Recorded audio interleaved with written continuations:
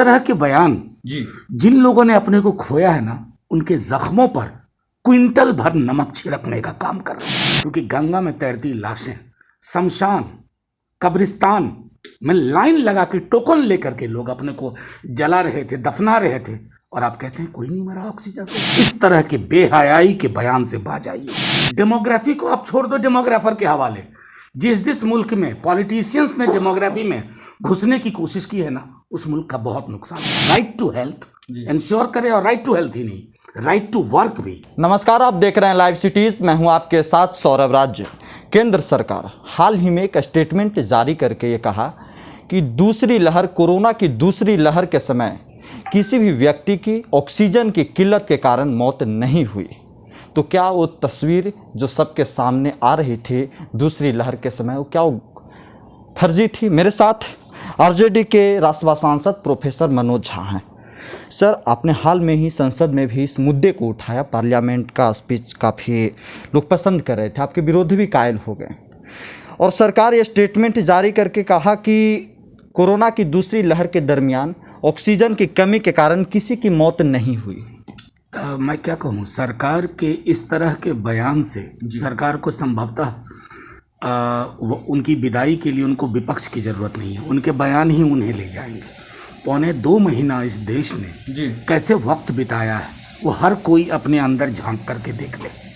कोई सांसद नहीं, कोई अदना नागरिक नहीं जिसने किसी को ना खोया हो, और तब तुर्रा ये आप कह रहे हैं कि ऑक्सीजन की कमी से कोई नहीं मरा।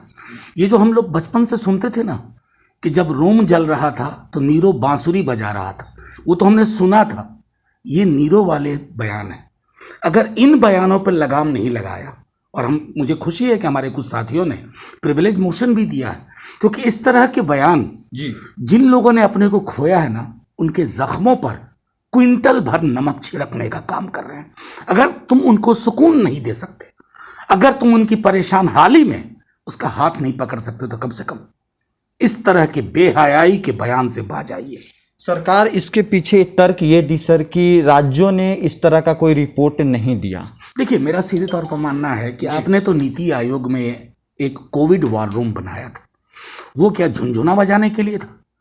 और अगर आपका मैं कोविड रिस्पॉन्स देखूं, शुरू में आपने ओवर सेंट्रलाइज किया, फिर लचर डिसेंट्रलाइजेशन, फिर ओवर सेंट्रलाइजेशन, फिर लचर डिसेंट्रलाइजेशन। ये कोई महामारी से लड़ने की नीति होती है? और मैं केंद्र बनाम राज्य नहीं करना चाहता। किसी ने भी अगर ये किया है वो गुनहगार है, ये क्रिमिनल एक्ट है। क्योंकि गंगा में तैरती लाशें, शमशान, कब्रिस्तान में लाइन लगा के टोकन लेकर के लोग अपने को जला रहे थे, दफना रहे थे, और आप कहते हैं कोई नहीं मरा ऑक्सीजन से। अरे केंद्र बनाम राज्य मत करिए, मौत को डिग्निटी दीजिए। जो दुनिया से जा चुके हैं ना, जिनके उनके परिजनों पर क्या बीत रही है, एक बार उसका आपको उसकी समझ होनी चाहिए, अगर आपके अंदर संवेदना बिल्कुल नहीं मर गई हो तो। सर, आपने हाल में जो पार्लियामेंट में जो स्पीच दिया, उसमें जो सबसे बड़ा मुद्दा आपका था सर, वो राइट टू हेल्थ को लेकर के था। क्या अब ज़रूरत है, समय की मांग है, कोरोना को देखते हुए इसके ऊपर बात चर्चा होनी चाहिए? नहीं, चर्चा ही नहीं होनी चाहिए, इस पर फौरी तौर पर काम होना चाहिए। राइट टू हेल्थ जिसकी मैंने बात की, वो इतना आवश्यक है कि मैं बता नहीं सकता। राइट टू लाइफ आप कहते हैं आर्टिकल 21 में, उसका क्या मतलब है? वो तब तक साकार नहीं हो सकता जब तक कि आप राइट टू हेल्थ को इनकॉर्पोरेट ना करिए अपनी प्राथमिकताओं में। बड़ी बड़ी बात हो रही है, मैंने कहा भी सदन में कि आप पॉपुलेशन पर बिल ला रहे हैं। और ये साहब, डेमोग्राफी को आप छोड़ दो डेमोग्राफर के हवाले। जिस मुल्क में पॉलिटिशियंस ने डेमोग्राफी में घुसने की कोशिश की है ना, उस मुल्क का बहुत नुकसान हुआ। आपको फौरी तौर पे आवश्यकता है कि आप बिना हिचक पूरे विपक्ष को, सत्ता पक्ष एक साथ है, राइट टू हेल्थ इंश्योर करें, और राइट टू हेल्थ ही नहीं, राइट टू वर्क भी। क्योंकि अगर आप ये नहीं करते ना, इसका मतलब आप जन सरोकार की सरकार नहीं है। आप 5 क्रोनी पूंजीपतियों के इरादे के अनुसार और उनके इशारे के अनुसार आप चल रहे हैं।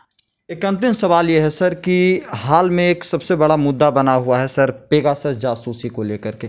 क्या देश में सरकार विपक्ष को कमज़ोर करने के लिए इस तरह का काम करती है? और नीतीश कुमार ने साफ साफ कहा है इसके ऊपर कि ये गंदा काम है। तो क्या लग रहा है कि केंद्र सरकार इस तरह का काम? देखिए, पेगासस पर पूरी की पूरी फाइल है हमारे पास। ये पेगासस की पूरी फाइल है। पेगासस स्टेट से डील कर, वो जो पूरा सॉफ्टवेयर है या हार्डवेयर ही कह लीजिए अब तो, वो जो एनएसओ है वो इंडिविजुअल से डील नहीं करता। कल खुद सुब्रमण्यम स्वामी जी का एक ट्वीट है जिन्होंने पार्लियामेंट लाइब्रेरी से कुछ आंकड़े निकाले।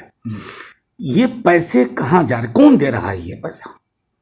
और जासूसी छोड़िए विपक्ष की और मीडिया हाउसेस की और पत्रकारों की, ये तो राष्ट्रीय स्वयंसेवक संघ के लोगों की भी जासूसी करवा रहे हैं, सीबीआई के डायरेक्टर की जासूसी करवा रहे हैं।